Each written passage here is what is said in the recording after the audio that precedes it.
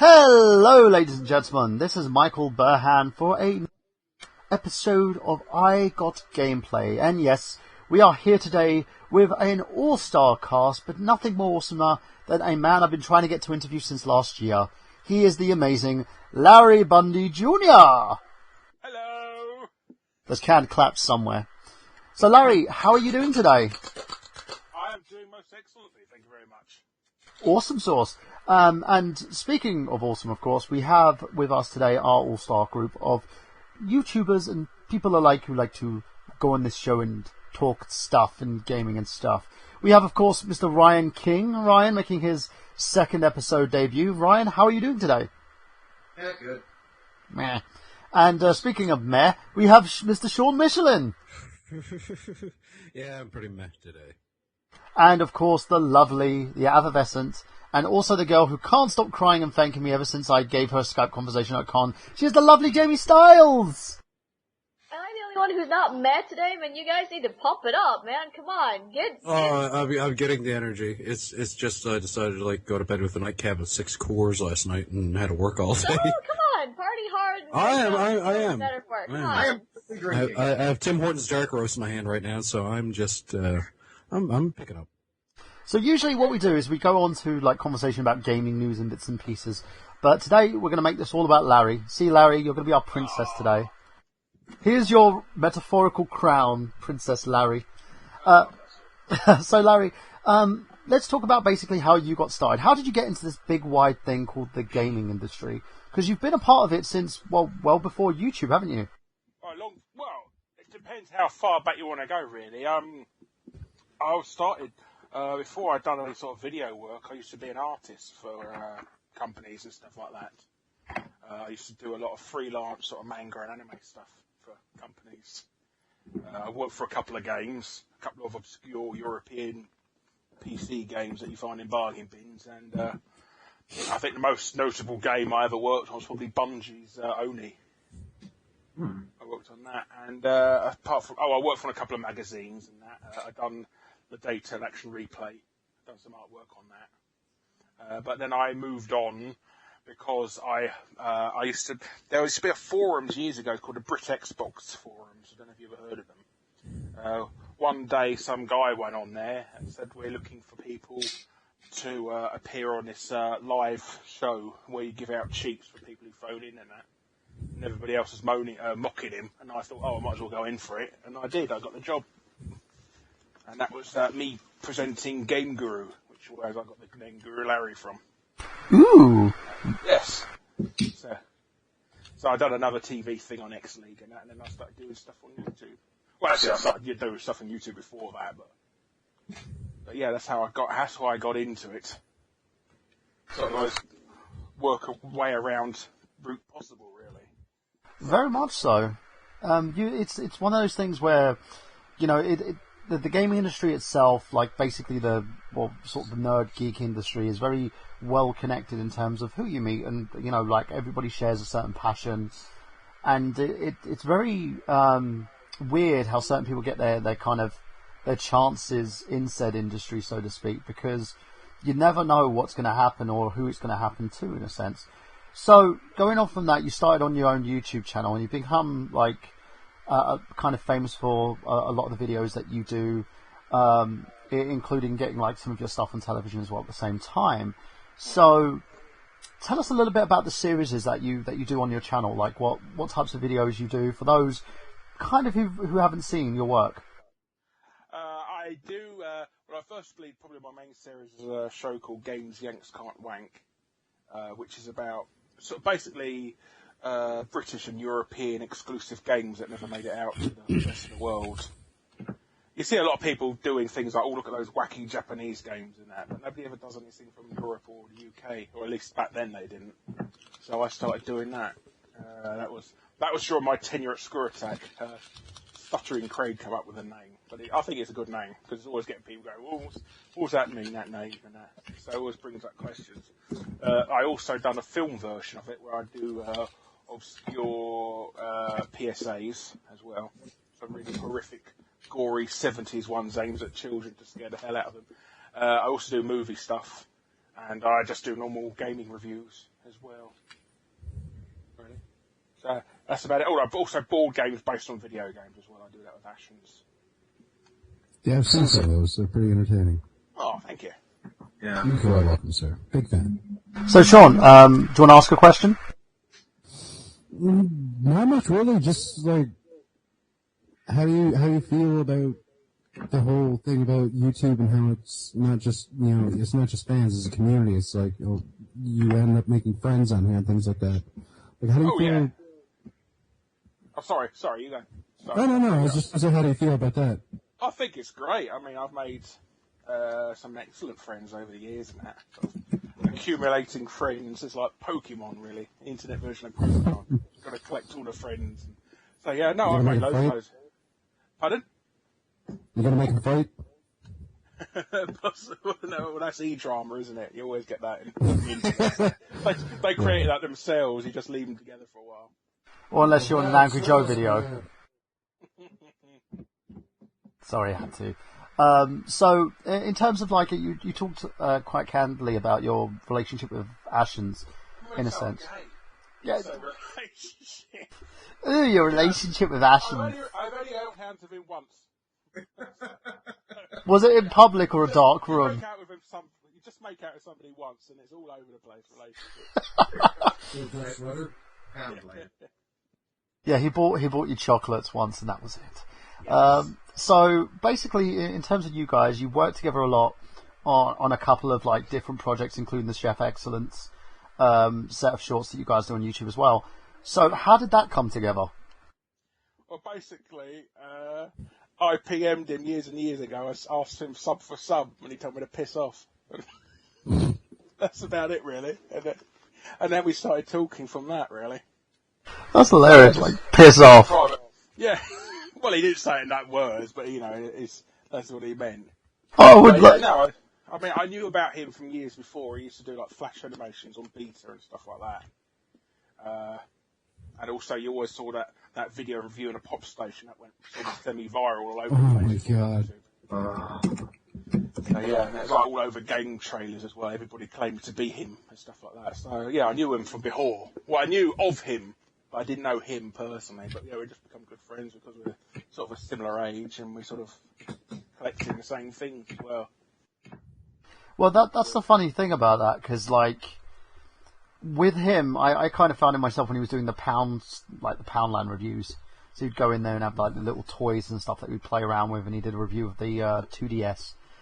But he's very well-rounded in terms of what he does, because he kind of does loads of collaborative projects with different people himself. But most notably, I usually see a lot of the projects that he does with your stuff. And but with you individually as well, you also have a number of different reviews that you do on yourself, by yourself for your YouTube channel. And I've seen that kind of spiral and grow in its own right. I most notably met you when we did the Retro London Live. That's right, yes. And you buggered off, if I recall. You were there for like 5 minutes, but you pissed off. Well, I was on for about an hour, then I pissed off because I was tired and wanted to sleep. Sorry, I don't want to talk to him. Go away, you smelly person, you. I was actually the guy that everyone would say to me, now, Larry and Ashens are on here, so you need to do us a favour and just don't be you. I was like, what do you mean, don't be me? And he's like, the guy who just sits there with the poo-poo jokes and the innuendos, that guy, just don't be that guy. And then you and Ashens were basically swearing and blinding on. I was like, oh, fuck it. Just, let's join in. But that's the funny thing about it as well. You haven't changed who you are. I can see there's a load of guys who usually do the YouTube thing, and a lot of people just change their in character. I was when I was at the MCM Comic Con recently, I found talking to actors was a lot different than talking to YouTubers, because a lot of the YouTubers that you talk to are kind of guys who just sit there and get really arrogant. Well, I'm on YouTube and I have dozens of fans over the internet, so fuck yourself. I'm the high god. But you seem to haven't changed. You seem to be the same potty mouth kind of nutcase that you've always been. I treat everybody equally. That's all. It's the old Buddhist saying that never tread on a snake, for one day it may turn into a dragon. Very much so, and it's nice to see. Your character's always been the same. You've always been You seem to be a very intelligent guy, but also a very down to earth type person as well. So let's talk about a little bit about your because you have a film series on your channel where you dissect certain movies, like the movie Mistakes. Oh, movie Mistakes, yeah. Yeah, for instance. How did that come about? I just wanted to do a movie Mistakes thing. Really, I love looking at things in movies. You see movies loads and loads of times and that. I always do movies that people have seen hundreds of times before, but I like pointing stuff out that they may have missed, and loads of people like doing that. I've actually had a few people having relationship issues because of me telling them things and that. Well, stop telling me things that are mistakes in the movie. I just want to watch it. So I ruin it for them. So I do it myself. It's one of those things where I've always said to people, don't take me to a bad movie because I'm going to sit there and start picking things out. And then it ruins their day and they just look at me and go, I hate you. I hate you. Yeah, when you come to the States then, we need to all watch a movie together because I do the same exact thing.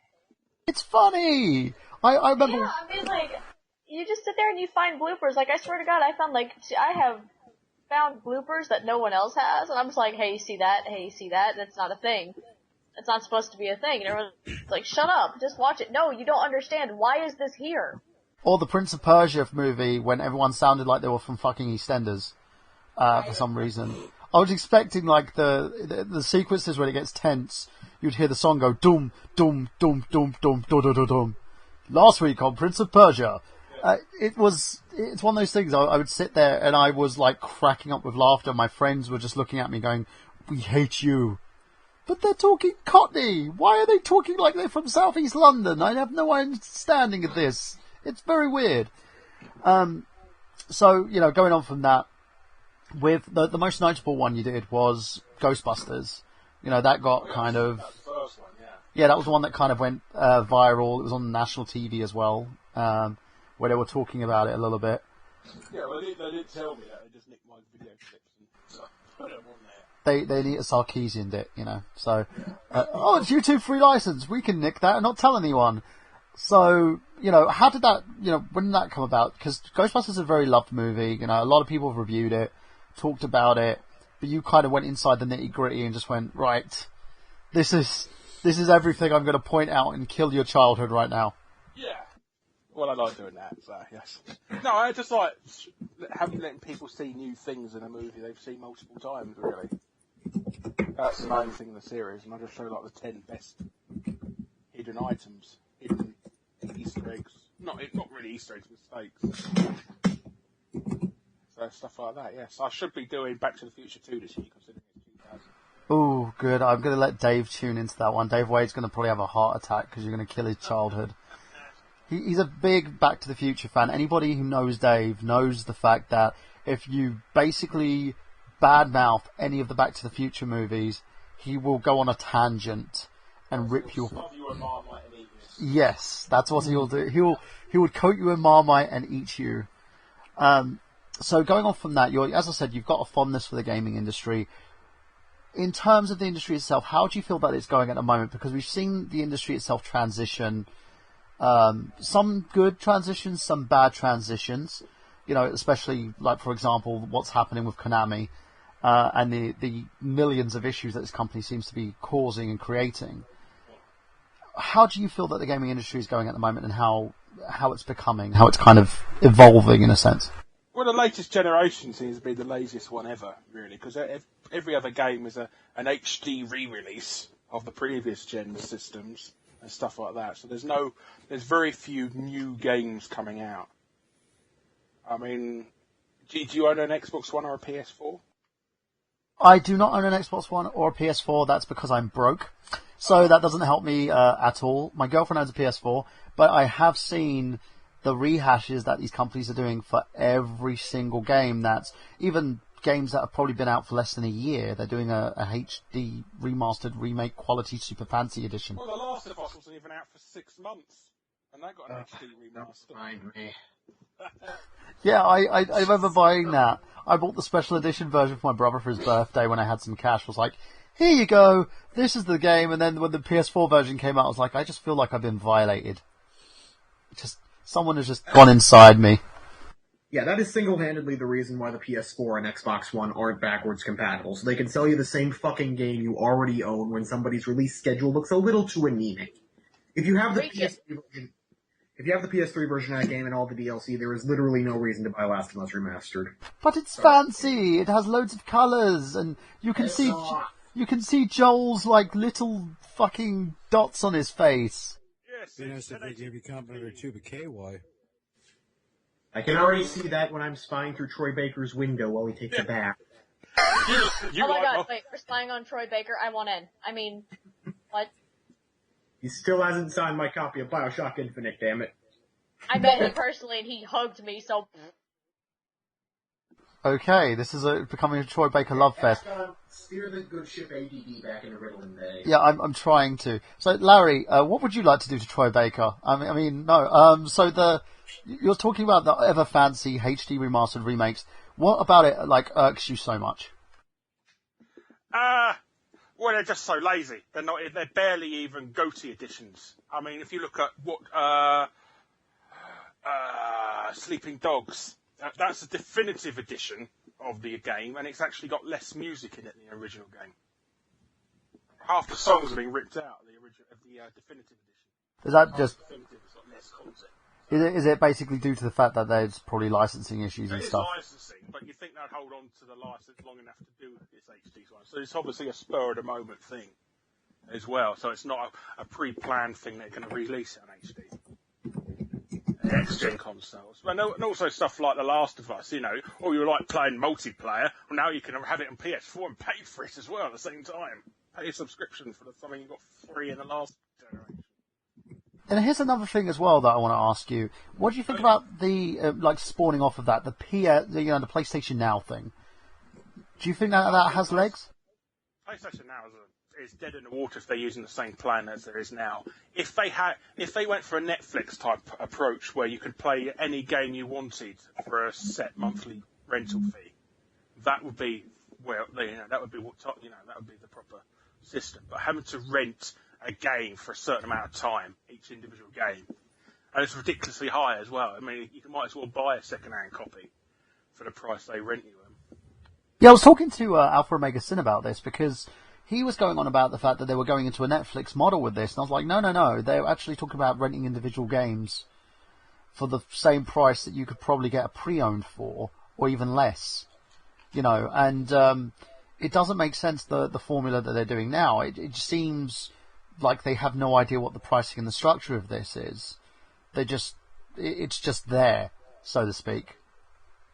So, I agree with you wholeheartedly. They don't know, they seem to know that they want to do this and they want to market it, but they have no idea how. It's kind of like what they did with the Vita. Exactly. They're getting greedy. They just want way too much money for a service that everybody else technically offers at a much lower price.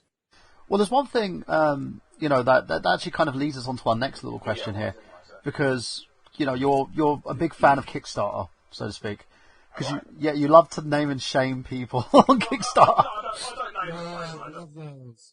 I just take the piss out of them. But you do this thing. If people haven't seen it, you share on your Facebook page about loads of these Kickstarters that are kind of dead in the water before they even begin. The one which is my favourite is help me buy a pair of Google glasses because I want to see my son. So what kind of made you come about starting that up and just doing that? Is it one of those things where it's like, I was just browsing Kickstarter one day and I just wanted to share how many retards are on this thing? I just don't like people being greedy. I mean, he didn't even give an explanation of why he wants. Yeah, that's right. He wanted to film his baby son from his eye perspective, and that's not like every single camcorder ever made ever. Everything's from your perspective because it's through your lens. That's just him. And also, you can only record video footage on Google Lens for 10 seconds at a time. Yeah, I didn't understand it myself. The other one. Get a GoPro, you get a lot fucking better mileage out of it. The other one that made me laugh. He wanted Google Glass. He wanted a system that's just been abandoned now. So. Well, the other thing that. Like Homer buying that bowling ball for marriage, right? Yeah. But he just wants thousands of other people to buy it for him that have no relationship with him whatsoever. That made me laugh. And also the other one of, help me start a YouTube channel, I need 10 grand. Yeah. And they also do that, I've had a terrible life. Yeah, boo-hoo, mate. Everybody's had a terrible life. What do you deserve 10 grand for? Oh, but, kicking off of that, how do you feel that Kickstarter's going in terms of, because, like, we're seeing new gaming creators, like, guys of old, like, Iger's just had the successful Kickstarter for his Castlevania, Metroidvania type game. Yeah, the successor. Was it Bloodstone? Yeah, Bloodstone. Yeah. Or whatever. Yeah. Basically, it's a new kind of Castlevania-esque game that he basically put out there. I believe it's reached about 3 million so far. Yeah, just chump change. It's no, YouTube channel starter money there. I'll tell you that for a fact. But do you feel that this is where the gaming market industry is going to be going to? Because, like, you've seen Konami and Capcom. I sincerely hope not, because there is no incentive for them to make the game in a timely fashion. But because you can see the fact that these are kind of ways that people can pre-order these games now, where they can say, well, if you give me an incentive, I will invest in your game. And it seems like a lot of these creators have managed to do it. Hell, even Zach Braff managed to do it for a film that he was making. They're all going on their big established names, getting their fan base to invest in their projects. Do you think that that's a positive? Well, you kind of answered part way before I cut you off, but is it? Oh, yeah, well, if you're popular, people do anything. Oh, it's like your dick, man, because you're popular. But in terms of that, it seems like a lot more games, a lot more companies are using this as kind of an incentive to make a game and create something that otherwise that they would have had restraints on if they were working for a bigger company. But we also there's imposements on that money as well, that they have to release this game in a timely fashion and to a certain quality. As long as they get the game out at all, that's all the incentive they have. They don't care about time. They don't care about sort of the money. I mean, look at this Mighty Number 9. It was supposed to come out 18 months ago, and it's still not come out. And there's always pointless drama as well. Yeah, because they kept asking people for more money, didn't they? It's like, I was being bombarded with email after email asking me to invest more money into the project because they wanted to make a cartoon. And I was just like, for fuck's sake, I've paid you. We want the game. We don't want the cartoon. I want the game. Do you know what I mean? It's like, let the game find its feet first, see if it's a success, release a fucking sequel, then you can do your fucking cartoon because you have enough money from people to do so. Exactly. No, it's just like, motherfucker, I gave you 250 already. What do you need more for? Sorry, Larry, continue. I saw the other day there was like a physical release, and I was like, yeah, that's pretty good, but how about the fucking game in and of itself? It's like Godus and Peter Molyneux. He's getting all excited and that, and he's got the money. Now he can move on to his next project. He doesn't care about it anymore. He's like Shakers. Yeah. So what Kickstarter needs to do is they need to release the money and set goals. As long as a set goal has been accomplished, they'll release the next batch of money. That's what it should be going. Yeah, because there's no incentive for people to even make the games. There's been that whole issue with Yogscast when they tried to release a game and they ended up. A lot of respect out there. Yeah. I know. I kind of avoided them at the MCM Con because they were there at a booth and they were like, "Hi," I'm like, "Yeah, I'm going over there." Yes, okay, keep away from my money. Yeah, I was just like, "You give me a game and then I'll talk to you." Discussing they've got £1 million in their bank account as well. Yeah, which is. So they could easily reimburse people for their mistakes, but no, let's go and blame somebody. And give you a cheaper game. Yes. Well, do the same thing, or Joe. But that's another thing as well. And then you have like companies like or YouTubers like Smosh who wanted to develop an app game for 250 grand. Don't even know how the hell you're going to be developing an app game for 250 grand. Using the Kickstarter method to do that as well. And you look at it and you've got the hit and misses. You've got the positives that come out of it. You've got a number of these companies who are making good on their promises. You've got a couple of like filmmakers and stuff who are making good on their promises as well. But then you have a lot of people kind of abusing this system. But it's also creating a bit of a knock-on effect for the bigger companies because now Konami and a lot of people, I've been going back and forth about this with people about Konami, and a lot of guys are like, "Oh, fuck you! I can't believe you've done this. Kojima's left," and and you know the company's going downhill. They're moving over to mobile and PC. But what people don't understand is the Japan market is relatively dying in terms of console. You know, in the console market, the Japanese market is going. You're seeing a lot more in terms of PC and mobile. So the bigger companies are trying to adapt to these trends. And yes, you know, it is monitoring fueled. It's for money. They're doing it so they can make more extra cash out of this and spend less instead of developing this huge game that they've got to spend like 4 or 5 million on, which they don't have to, but yeah, apparently that's what they need to. What's your opinion on that? Do you think we're going to eventually? Well, I do think that the companies like Konami and Capcom, they have foolishly assume that the world is like Japan, so they use Japan as their sort of base thing, and then assume that the rest of the world will follow them accordingly. But it's not like that at all. No, I agree. Nothing like the rest of the world. I mean, Japan doesn't like playing online games for starters and stuff like that. Yeah, and I agree as well. And you know, it's the trends are different because you can see there's a rapid increase now in the US market in terms of console-based systems. You know, the Xbox One for I believe it was the month of May have seen a rapid increase. You know, PlayStation has become like one of the bigger brands over in the United States. Nintendo are selling amazingly well because of the amiibo trend a lot in the UK and the United States. So it still seems there's a market for this stuff, but these companies seem to be going in a separate direction because they think Japan, Japan, Japan. Yes. So speaking of amiibos, do you collect them? I have, but it's like you can't pre-order them anymore. So it's driving me nuts. I've just virtually given up. Yeah, I've seen that myself. You know, I went for phase 1, that was it, and then when every other phase came out, it just got really ridiculous. Do you think this is kind of a direction Nintendo are going to continuously going? Because it seems that with every new game release, they're creating new amiibos. Well, they're putting people off. They're going to be putting people off. If people can't buy the stuff they want, they're not going to buy it. Do you think there's always this supply and demand going on about it? But I don't see how they can make a profit putting stuff on the secondary market because they don't get a penny of it. But that's another thing as well. It seems like they're basically creating limited shipments of these things on purpose. Well, would they? When they can make more money, just making more of them so everybody could have one. No, they don't make a penny out of the second-hand market. But why is it that they're making them in such limited quantities, though? That's what I don't understand.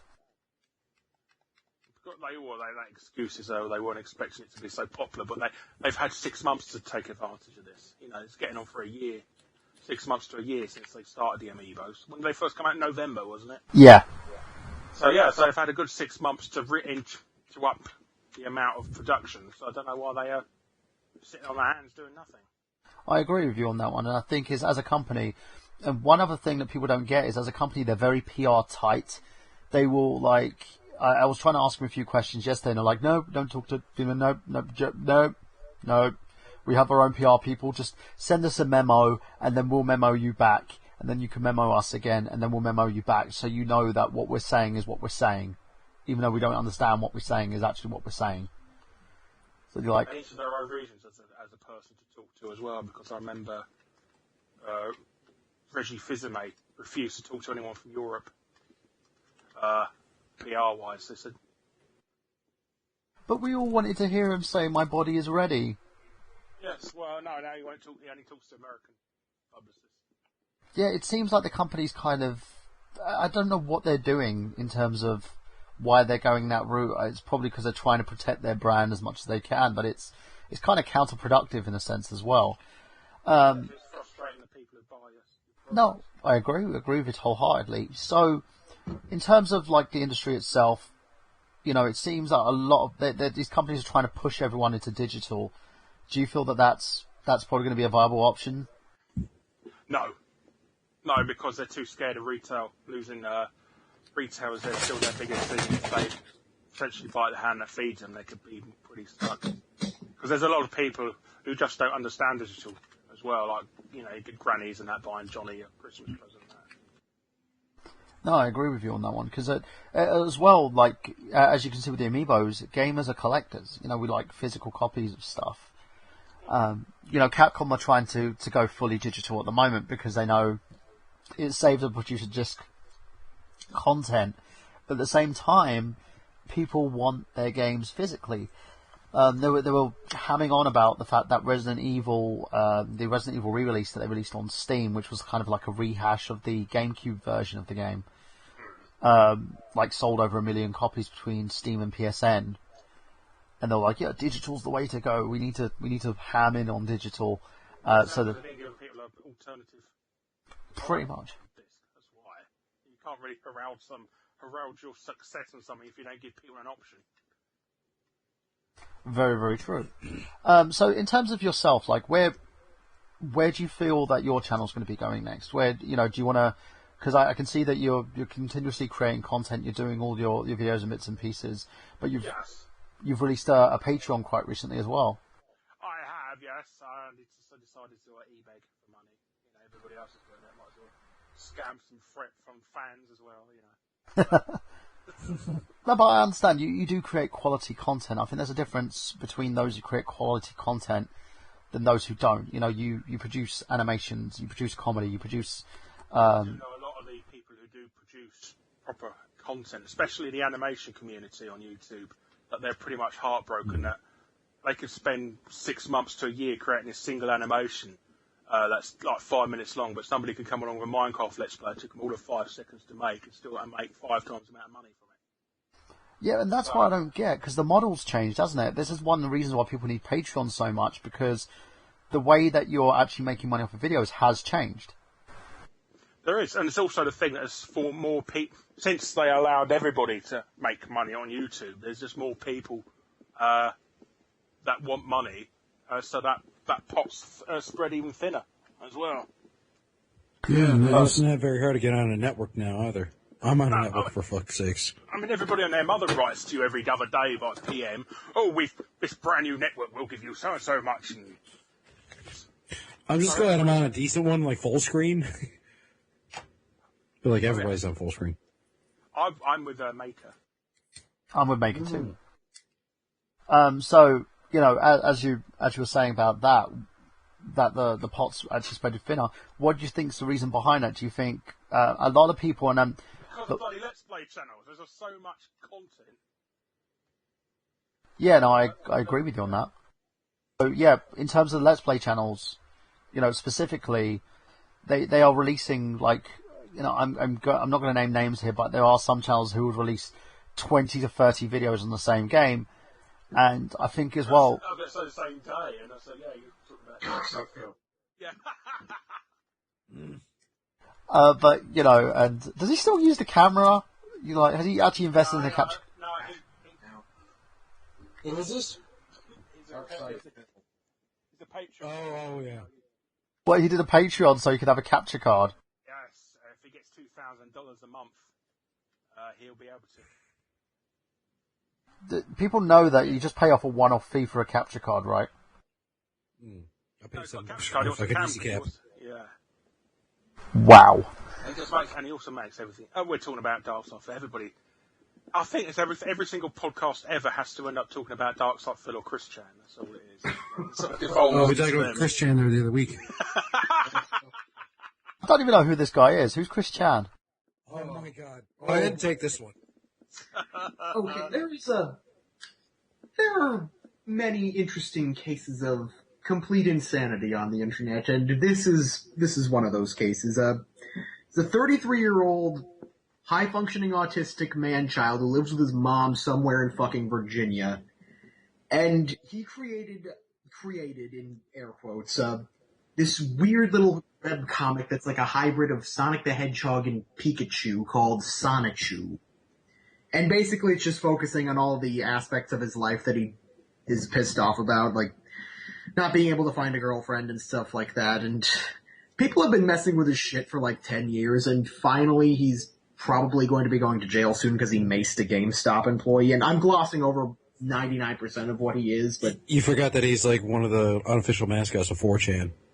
Yeah, pretty much.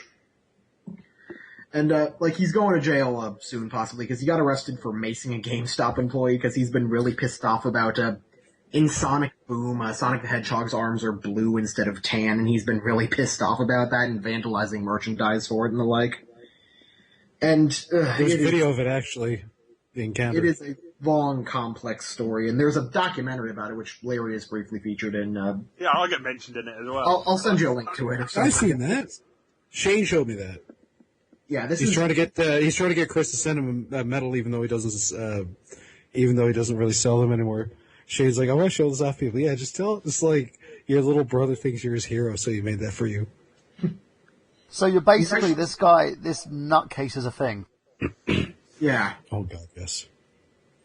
It is. How the hell does this people get popular? 4chan. It's the internet. It's the internet. Anybody is a bit...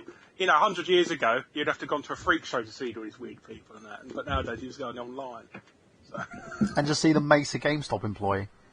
Yeah. Yeah, there's video, and he's dressed as a woman in it as well. I was just going to say, yeah, he's a, was it a Tom girl? Yeah, that's because, okay, so people tricked him into thinking that women would find him more attractive if he embraced his feminine side, so now he's trying to... There's nothing... And he's admitted to now he's taking female hormones now, apparently. He could just eat Doritos and get tits. Wait, has he started a Patreon? So he's officially become one of those people that on Twitter where it's like, on Tumblr where it's like, I have a pink blanket, so I'm gender neutral. Yeah. That's Tumblr. Oh my god. So that's great. Perfect. Only on the internet. Pit. Oh yeah. Only on the fucking internet. Okay. So, going on from that thing, in terms of the Let's Players, Larry, the one thing I will have to admit, I'm not too much a bigger fan of Let's Players. The one issue that I do have is when people take a game, they take all the fucking cutscenes from this game that you haven't played, and they post the entire thing as a film sequence on the internet. So it makes, what is the fucking point of buying that game? Maybe some people can't buy the game. To be fair, Maybe some people don't are have lazy. the money. I get that. I understand that. But at the same time, there's no voice. There's nothing that makes the project stand out. They just put the game out there. It's like, at least with a Let's Play, you're seeing someone play it and you'll understand it from their perspective. But releasing the entire cut sequence from the game, I think that was one of the reasons why they didn't incorporate a story mode in Smash Brothers. But still, it's like sometimes you don't want people talking over your stuff, but you cannot play the game. You don't have the money to buy the game. You don't have the money to buy the system. I've been there. I watched several movie cutscene sequences of several games before I actually had the money to buy them because I don't have money. I didn't want people talking over the cutscenes, or I couldn't find a good Let's Play of it. And that's why they're out there. Well, speaking of that, let's have you as the next person to ask Larry a question. So, Jamie, take the floor. Alright, I guess as a YouTuber and as someone who got into doing game reviews and stuff, how do you get over the fear that no one will watch your stuff or that no one's really going to give a shit? Because that's kind of where I am right now as a YouTuber and a reviewer is I'm afraid that, number one, I'm young, and number two, I'm a female, and so I'm afraid that I'm going to be criticized and everything for it, and I don't know how to get over that fear. I don't know, alcohol, most likely. Alcohol? Are you a Jack Daniels man, Larry? No, I just, if I drink anything, it's cider. I'm not really an alcohol person. Nice. No, well, I think the best way is to try and get in with somebody more famous, so you got their fan base to piggyback off when somebody attacks you and stuff like that, and also helps you out promotional wise as well, being with somebody. So collaborations are the best way to get recognition nowadays. I heard prison bitches do that too. I keep trying to make friends with the Happy Console Gamer, but he just won't talk to me. Oh, he's a bit of a weirdo now. He's got his own clique of friends now. He doesn't talk to anybody. Oh. That's what I've noticed. His own gang of super best friends. They are super friends. Super friends! Yeah, the guy showed up fucking late as shit to Vancouver Retro Gaming Expo and was on there for 20 minutes. Oh, was that Johnny? Yeah. Who is Johnny? He's mysterious. So, like, going on from that, okay, Larry, who are your favourite YouTubers? Who are the people that you look at and think, hey, that guy's actually pretty decent? There's that Michael Burnham guy. He's quite good. Thank you. Him with his Mega Man burgers. Ladies and gentlemen, the first Skype hand job. Yeah, you know what? The one thing about that video is everyone keeps telling me to eat something now. I'm just like, I've got interviews. I do other content. Why are you... I wish to have a fully functional working heart. Do you know what I mean? Like, come on, people. Don't kill me now. No, you must eat another burger. We need you to eat more. Yes. You must construct additional burgers. Anything made of fat. Kill your heart. I want to see you have a YouTube heart attack. Let's see. We need to create a new boogie. That's why. we need more fat people on YouTube. We need another guy to stand there and take his shirt off and smack his tits. Yes, who tend to be really angry at things. I don't know. I quite like. There's quite a few British channels I quite like and stuff like that. But I like some of the smaller ones. Really, I do like a lot of the smaller channels. I think when channels get to a certain size, I've noticed that people watch their videos no matter what the quality, so they see less of an incentive. They sort of go down in quality a little bit. No, I agree with you. That's one of the reasons there's why. a few, like Egoraptor. I mean, look at his animations when he was starting out; they were fantastic. But now he's just now he's just a sellout Let's Player. Yeah. Isn't that funny that when he got famous from doing those animations, and then he went in a total 180. Sorry, 360 would be going in circles. 180 direction, and then decided to do Let's Plays instead, and then now he's making the big money on YouTube because he's doing Let's Plays. And it's shameful because he's quite a character. He's someone that you could see has a lot of talent that could probably be doing something other than what he's doing currently, but he's turning out about nearly over probably 30, 40 videos a week. Is it? Yeah, with the Game Grumps videos and stuff like that. Oh, okay. I just zone out. You see, Yeah, just squandering his talent and making shitty Let's Plays and making 30-minute videos on why he doesn't like Ocarina of Time. Yeah, it's a shame. It's a shame. See, like I said, there's no incentive to do quality anymore because people are watching it no matter what it is because you're popular. Yeah, if you go on a murder spree and everybody is still like him. Oh, he just understood. Yeah. Like Covered blood. Support my Patreon. Yeah. So yeah, nice. Oh. Well, speaking of YouTubers that were popular once, what did you think about the whole Metal Jesus Rock situation? Did you hear about that? No. Basically, the dude opened up a GoFundMe because he wanted people to fund games. Well, no, there was a fund a camper van trip for him to tour the United States. And Drunken Master Paul, two of them now. Yeah, to the United States on a camper van. And basically, it wasn't to do seminars or talk to people or give awareness of whatever the fuck he's doing. He wanted to hang out and party with people.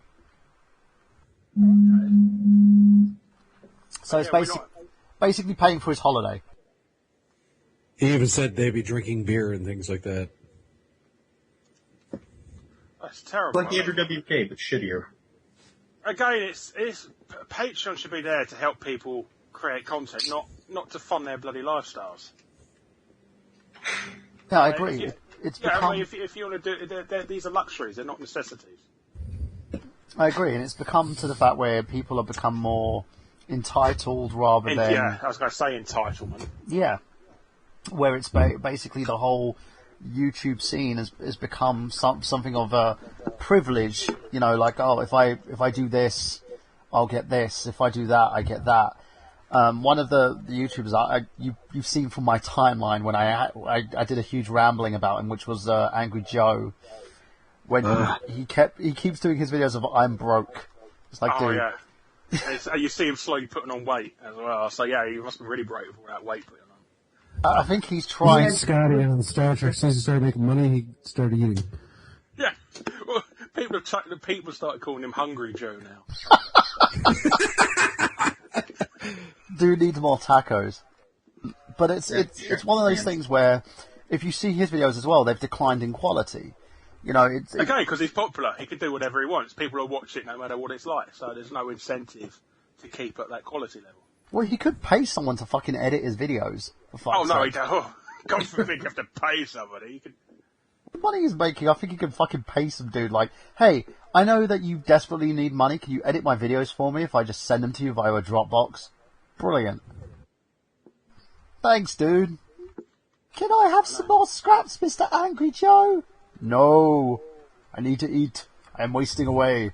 Yes. It's like that John Goodman scene on Family Guy where it's like Thanksgiving dinner and everybody else is like emaciated and he's just like hunched over the whole thing. You can have what I don't eat.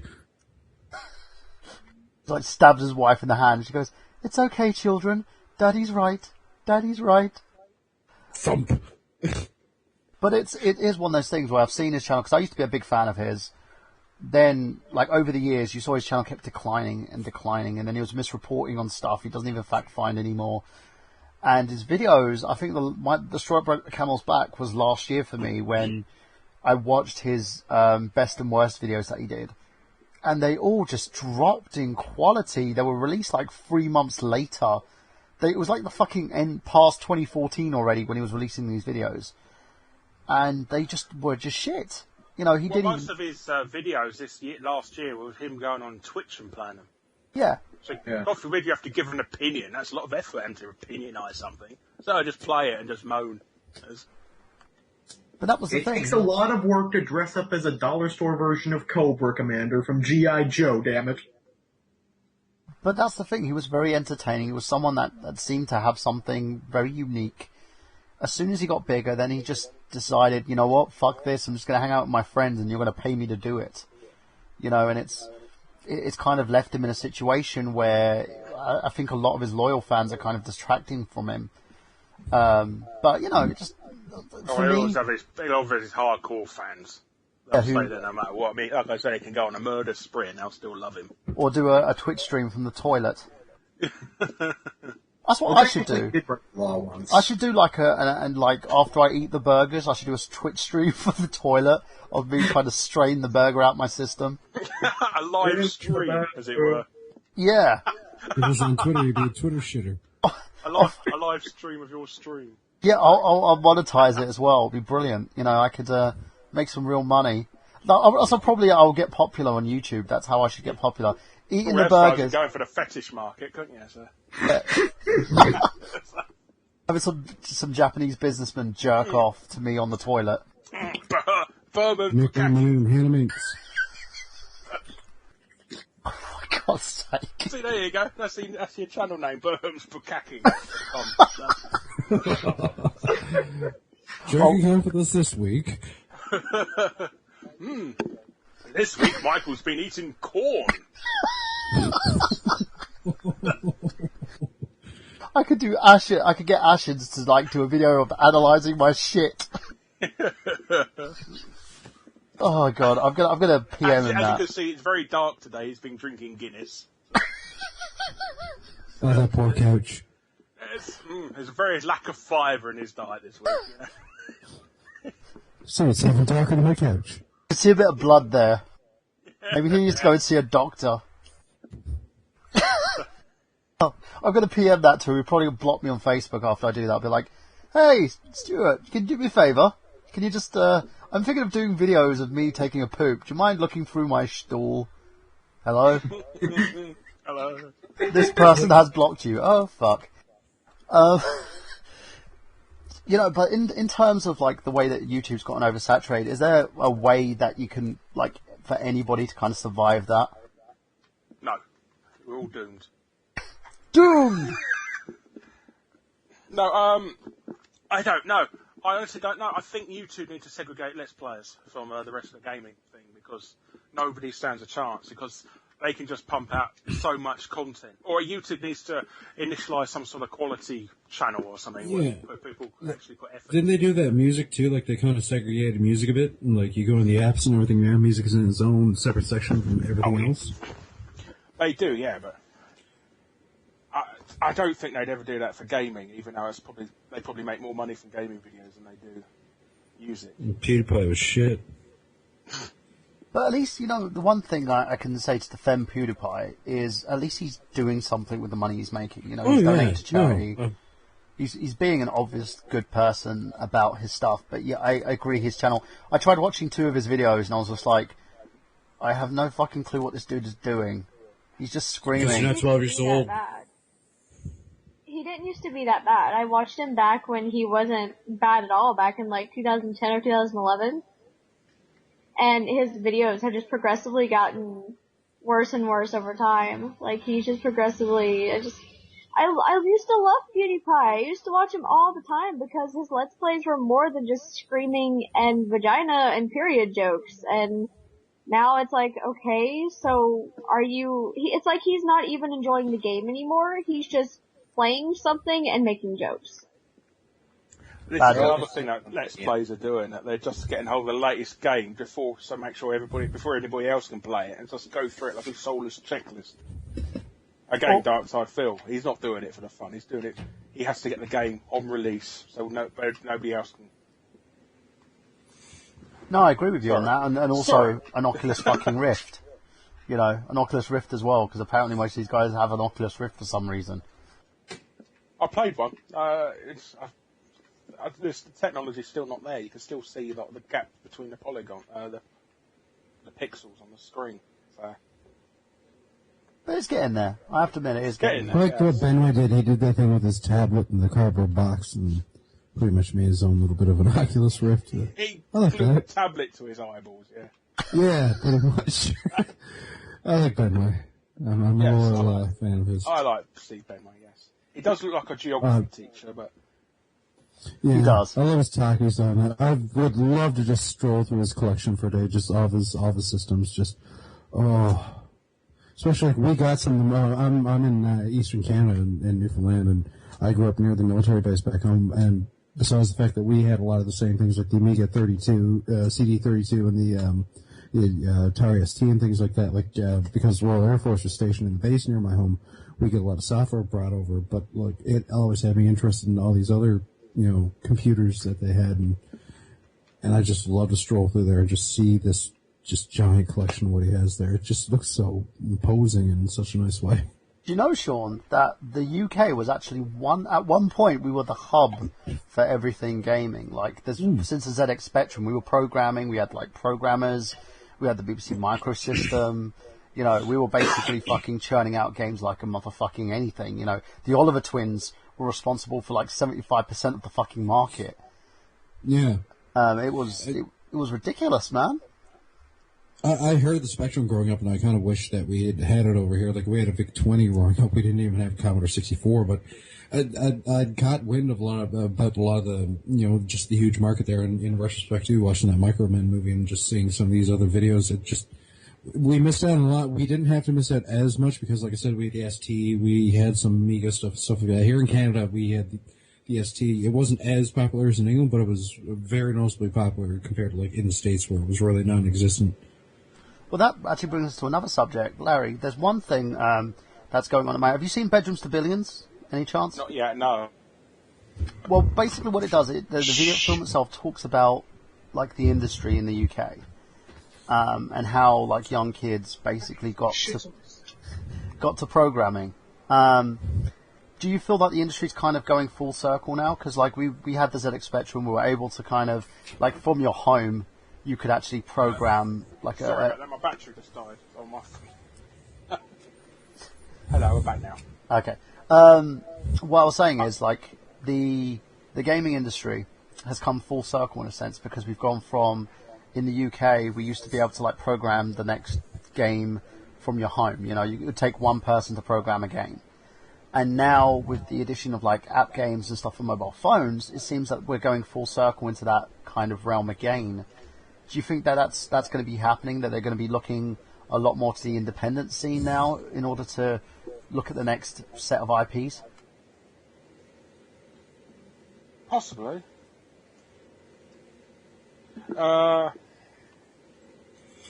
I think that everybody's going to stick into... I think... Okay, can you rephrase that again? Sorry, I got sort of lost on the question. What I was basically saying is, like back when we, like, for instance, with the ZX Spectrum, Yeah. we were able to, like, as a kid, you know, depending if you learn how to code or not, you could actually sit down, code your biggest IP. In a sense, you could make a game, anything. A lot of people try to emulate the kind of the arcade classics. We remember that very poorly programmed Pac-Man for the Atari. Do you think that now with the ease of access, the content that's coming out, and with the more and more independent game developers coming out, we're seeing a resurgence of that, you know, of just people programming games for their own home? They will do, but they just want money from them. They want money beforehand before they can use their talents, that's all. So, I mean, back in the Spectrum days, it was just kids programming in their bedrooms, and if they made money from it, so much the better when they submitted it to the publisher.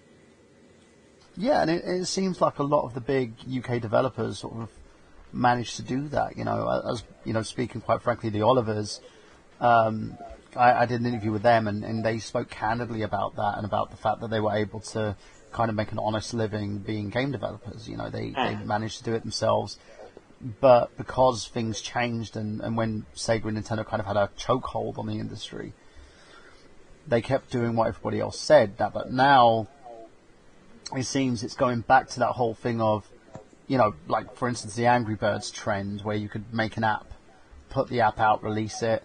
If it makes money, great. If it doesn't, oh well, move on to the next one. Like I said, as long as people don't expect to be paid before they've actually made the game, it could go back there. I think there's some sort of greed mentality. So of 2014, what was your least favourite game? I can't think, really. I honestly can't think.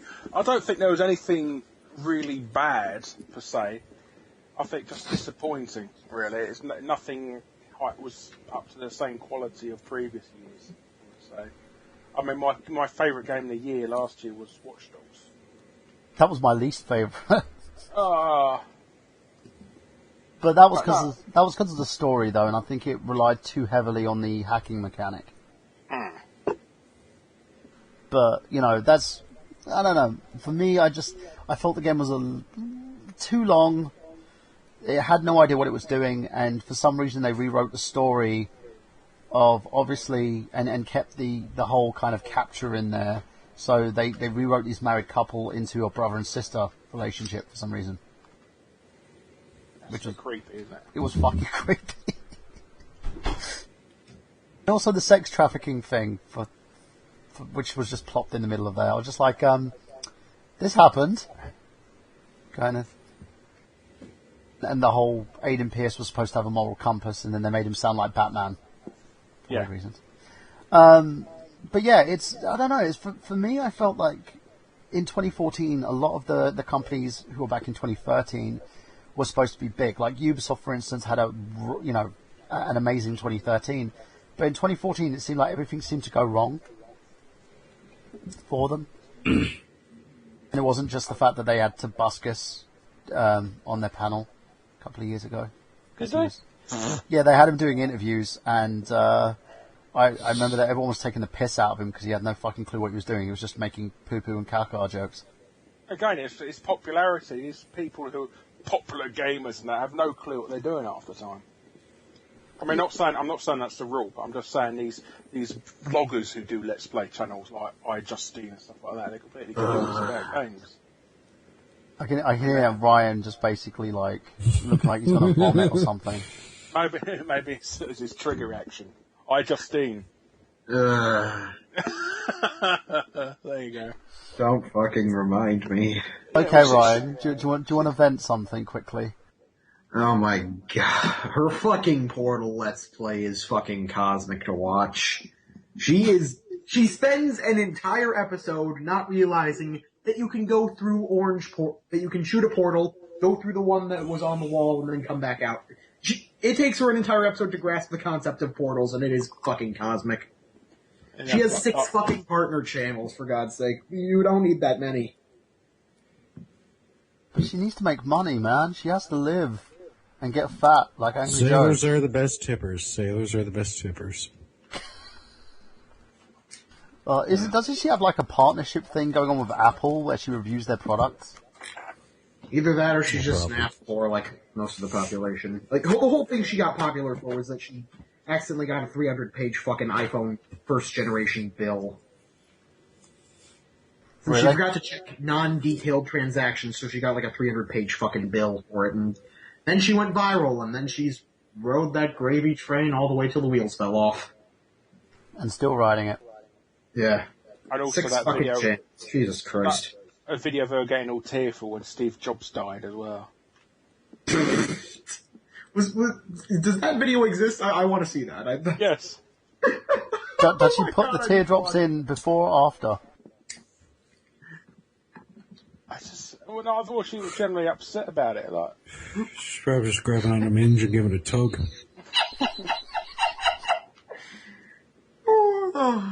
Oh, poor thing. I'm gonna watch that later. I'm sorry.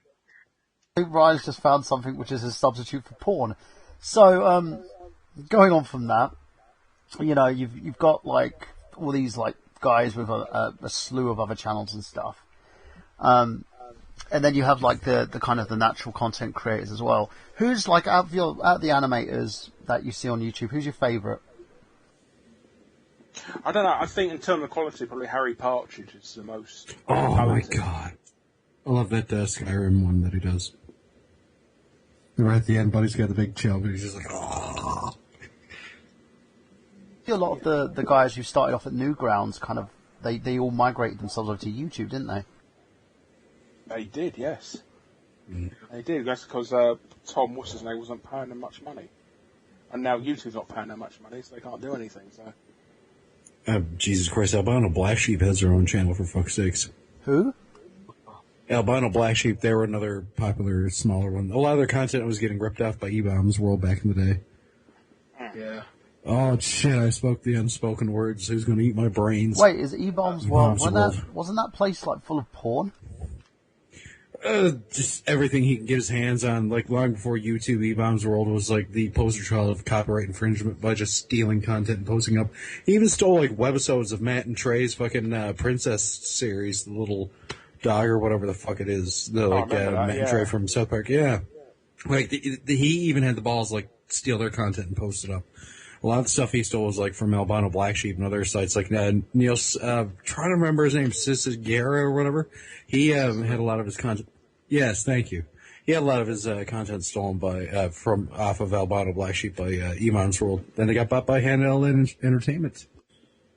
And what the fuck are they doing now besides selling their ass on the street for cheap liquor? Like that's proper Eric Bauman is now. Yeah. Cheap ABS was where I first. ABS was like one of the first websites that I ever went on back when I started this little hobby that I call spending way too much time on the internet. That was like back when I was in fucking 4th grade or something like that. Oh, I love that channel. I still go there from time to time. See some of the classics. Speaking of classics, what's your favourite console, Larry? I don't know. At the moment, it's a toss between the Xbox One and PS4, probably. Is it all the HD remasters? Yeah, well, I'm just what I'm playing the most. But I don't know. I don't know about all time. Possibly Mega Drive. Yeah, apparently my girlfriend's name when she if she moves to Europe is called the Mega Drive. Because in America she's called Genesis. You know, never knew. Yeah. I'm just wondering if Sega's going to come around and try and copyright her. Now, saying on that, you know, what's the future life for Larry? What do you feel? What's the natural progression for you? Because you've gone from like sort of TV to YouTube. What's next? Probably depression. Or an alcohol or drug problem. You could do that. Oh, okay. Well, no, that comes afterwards. No, well, at the moment, I might be putting my videos on a more popular YouTube channel soon, so hopefully that will help me give me a boost of recognition. I hope it does, because, you know, I feel like a lot of talents, you're kind of one of those that, for some reason, you're on the cusp of something, but you're not quite where you need to be, and I think it's not because of the content, it's more because people aren't seeing it, because the YouTube is oversaturated with other bullshit. That's it. Like I said, it's Let's Play channels. You go on every time you go, when you finish a video, would you like to be recommended this 5 billion part Minecraft Let's Play. Oh, yes, please. Or if it's on that fucking autoplay that they came out with recently. Oh, fuck, I fell asleep there the other night watching GameSack and I woke up to a Raspberry Pi video. Like, what the fuck? Stuff, it recommends stuff that you're not even remotely interested in. That's the worst thing. Yeah, that did make me laugh. It's like I was watching one of my videos back because I was basically looking at an interview that I did. And as soon as the interview stopped, it took me to a fucking hairpin, how to do your hair and makeup. I was like, I don't even watch these fucking videos. Why am I looking? I don't want to look pretty. Have you seen me? I don't need to look pretty. Yeah, I haven't got any hair. Exactly, I'm a bald bastard. I'm a bald bastard with, like, you had facial hair. I don't need this. Oh, so, well, you could become the PewDiePie of moustache waxing. Well, not anymore, because I've actually shaved it all off, Larry. Oh, what'd you do that for? You should have done a cover of that mustache song from that Seth MacFarlane movie. I was the thing is, I was letting it grow out so much, and I was like, shit, I've got to do interviews at the MCM, so I've got to kind of shave it off because I don't really want to go in there looking like a chappie. I don't want to go in looking like a Victorian villain. Yeah. Do you know what I mean? Hello, sir. My name is Michael. All I needed was the boulder. I have my Victorian mustache. Do you want a mustache ride? Do you mind? I need to tie some women to railroad tracks. Just go Dum, say dum, dum, dum, dum, dum, dum, dum, dum. You can see me like Need interview somebody John following you around the Noble whole time from you Fringe piano. with my mustache and like, sir, what do you think of my mustache? But you know, but I agree with you. It's like the problem is that I think the internet is a double-edged sword in a sense. YouTube, you've got a lot of people who are capable, who seem to be talented, who are making their way through the bowels of YouTube and trying to make something credible in terms of content. Then you've got the other lot who, for some reason, seem to keep churning out a lot of content, but don't seem to be making that much of a splash. Which is, Do you wish you could be a reply girl? well, you know, I'm going to use this for instance. When I was at the con I was at, and I'm not going to name names, but a lot of the people who were interviewing there had no fucking clue what they were doing, and a lot of them were fanboys. Like, they wanted to be in the room with the person that they, idolized, and it went into a situation where they're asking Felicia Day what color is her carpets. So, I'm just saying. Phrasing. Yeah, no, that wasn't even phrasing. He literally wanted to know the colour of a bathroom carpets. Oh. And then went into a conversation about silverfish. What? Yeah. Yeah, this is... And apparently he was a credible interviewer. So, you've got all of that. So, in terms of YouTube, in terms of it changing, hopefully, we're going to have channels like yours that stand out because, I'm a big fan, Larry. Everybody here is a big fan. I shall pay you later for your endorsement. Oh, thank you, because that should help me pay my rent for another month. Because he's super rich, people. He's all this stuff is going on about that. He needs a Patreon. He's just doing it because he's entitled. He wants to. Oh yeah, I just want to travel around the country. You want the extra sports car, Larry? I can see it. Yeah. Solid gold helicopter, mate. That's what I want. I knew it. So, where can we find you? For those people out there who haven't seen your stuff, haven't seen your content, where can we find you? My YouTube channel is youtube.com/Larry. I've got a vanity address. But, so yes, I'm youtube.com/Larry. That's the best place to look for me. Are you active on Twitter? I know you're active on Facebook, depending if you want to give that I'm out. on Twitter and Facebook. I'm Larry Bundy JR on Twitter. And I am Larry Bundy on the Facebooks. But if you ever get shot, we could just say, who shot JR? Yes, you could do. Could be the newest, biggest YouTube event, and then it turns out that it was basically Tobuscus. For I reasons. still laugh at. I think there's more chance of Dark So, Phil trying to shoot me. And the video that reveals it would be shot on a fucking out-of-date handycam. Yeah. Because you didn't pay him the £2,000 on his Patreon to get a new one. Yeah, poor sod. He's broke, man. Come on, give him a break. He's Angry He Joe bought broke. a fucking house. He bought a house, a car, a million-inch TV, and then expects and then moans about he's got no money. Of course you haven't. Just, first world problems, as they say. Yes. So, in terms of anybody out there who wants to open up a YouTube channel, what's the first thing you want to say to them? Try and get as many friends as possible. Oh yeah, and don't do fucking Let's Plays, because that Yeah, market's been don't. covered. Well, you can do Let's Plays, but make sure you've got lots of friends to do them with. There you go, peeps. So, let's go to plugs. Sean, where can we find you? You can find me on my YouTube channel. I don't have a vanity, so it's youtube.com/Dietless79. Same name I use on Twitter and on Instagram. Facebook, I'm Sean J. Michelin. I remember Larry actually commenting on one of my pictures there last winter, and I had this green hoodie and big tassel hat on. He said I looked like a Canadian kid from South Park or something. I think it was like the Canadian Stan Marsh, I think he called me. Sorry. No, I liked it. I was asking for it anyway in the outfit there, especially like the hand knit hoodie, pretty much. I'm part Eskimo anyway, so it's cool. Oh, you're very welcome for making me salad.